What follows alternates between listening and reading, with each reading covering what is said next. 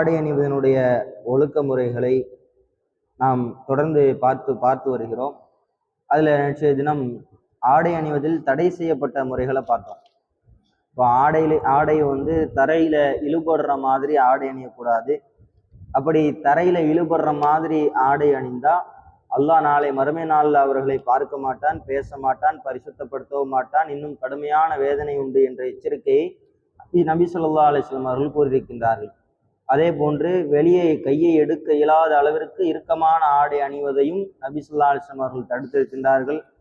அதுபோன்று இந்த தரையில இழுபடுற போது பெருமைக்காக அபூபக்கர் ரலியல்லாஹு அன்ஹு கேட்கும்போது, என்னுடைய ஆடை தெரியாம நான் கவனிக்காமல் இருந்து விட்டால் என்னுடைய ஆடையில் ஒரு பகுதி கீழே விழுந்துருது, அப்போ என்ன செய்வது என்று கேட்கும்போது, நீங்க பெருமையோட செய்பவங்க இல்லை, அப்போ பெருமையோட செஞ்சாதான் அது பாவம். தரையில் எழுபடுற மாதிரி பெருமையோடு அணிவதை ரசூலுல்லாஹ் என்ன செஞ்சிருக்காங்க, தடை செய்திருக்கிறார்கள் என்ற செய்தியை நேற்றைய தினம் பார்த்தோம். அதற்கு பிறகு தடை செய்யப்பட்ட அடுத்த 3வது பாடத்துல வெள்ளை ஆடையும் காவி ஆடையும் என்ற தலைப்புல கொடுத்திருக்கிறாங்க. அல்லாஹுடைய தூதர் நபிகள் நாயகம் ஸல்லல்லாஹு அலைஹி வஸல்லம் அவர்கள் வெள்ளை ஆடை என்ன செஞ்சிருக்கிறாங்கன்னா அதிகமா விரும்பி இருக்கிறாங்க. அதிகமாக வெள்ளை ஆடை அணிவதை சிறந்த ஆடை என்று சொல்லியிருக்கின்றார்கள். இப்போ நபி ஸல்லல்லாஹு அலைஹி வஸல்லம் சொல்றாங்க, திருமிதியில பதிவு செய்யப்பட்ட செய்தி, இப்னு அப்பாஸ் ரலியல்லாஹு அன்ஹு அறிவிக்கிறாங்க, வெண்மையான ஆடை அணியுங்கள், அதுதான் ஆடைகளில் சிறந்ததாகும். மேலும் இறந்தவர்களை கூட நீங்கள் வெள்ளை ஆடையில் கஃன் இடுங்கள். இறந்தவர்களை எதனால வெள்ளை ஆடையினால கஃன் இடுங்க, அது ரசூலுல்லாஹ் சொன்ன சுன்னத்தான விஷயம். இறந்தவங்களை நீங்க என்ன செய்யுங்க, வெள்ளை ஆடையால கஃன் இடுங்க அப்படின்னு சொல்லி நபி ஸல்லல்லாஹு அலைஹி வஸல்லம் சொல்றாங்க. இப்போ வெள்ளை ஆடையை சிறந்ததுன்னு சொல்றாங்க. ரசூலுல்லாஹ் ஒன்று சொன்னாலே அது சிறந்தது தான், அதை நம்ம மாற்று கருத்து சொல்ல வேண்டிய அவசியம் தேவையில்லை. இருந்தாலும் அதை சிந்தித்து பார்த்தால் வெள்ளை ஆடையில எவ்வளவு நன்மை இருக்குது அப்படின்னு பார்த்தா, வெள்ளை ஆடை நமக்கு வெப்பத்தை அப்சர்வ் பண்றது இல்லை, வாங்கி கொள்வதில்லை ஒன்று.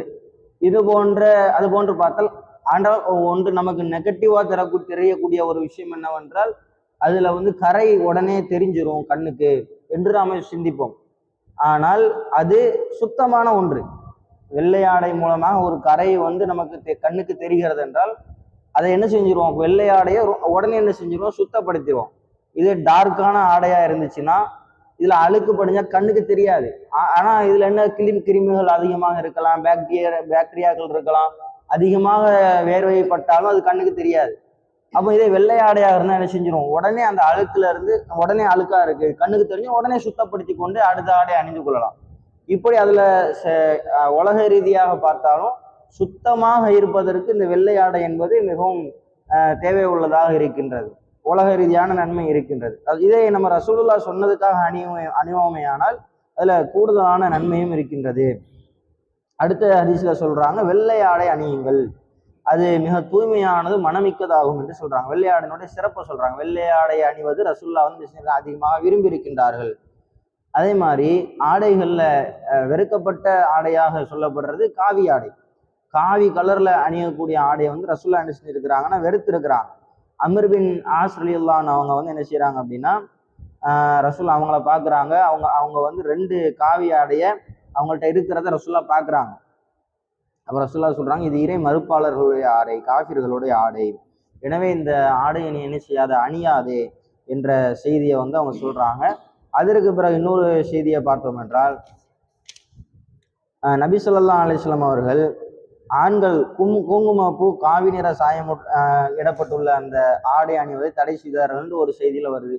இன்னொரு செய்தி முஸ்லீம்ல அம்ர் பின் ஆஸ் ரலியல்லாஹு அன்ஹு அதே அறிவிக்கக்கூடிய அதே நபித்தோழர் ரசூலுல்லாஹ் அந்த ஆடையை கண்ட உடனே 2 காவி ஆடையை பார்க்குறாங்கல்ல, பார்த்த உடனே அப்போ ரசூலுல்லாஹ் கோபம் அடைகிறாங்க.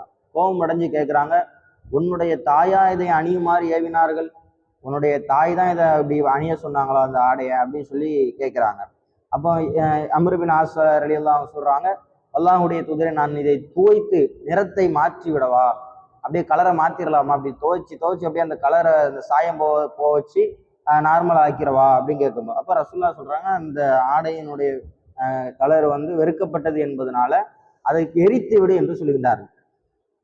காவி ஆடைய எரித்து விடு என்று சொல்லுகின்றார்கள். அப்ப இஸ்லாத்துல ரொம்ப விரும்பத்தக்கப்பட்ட ஒரு ஆடை என்னவென்றால் வெள்ளை ஆடை. எதை வெறுக்கிறார்கள் என்றால் இந்த காவி கலர்ல அணியக்கூடிய ஆடையை நபி ஸல்லல்லாஹு அலைஹி வஸல்லம் அவர்கள் வெறுத்து இருக்கின்றார்கள் என்ற செய்திகளும் முஸ்லிம் போன்ற நூல்கள்ல நம்மளால பார்க்க முடிகிறது.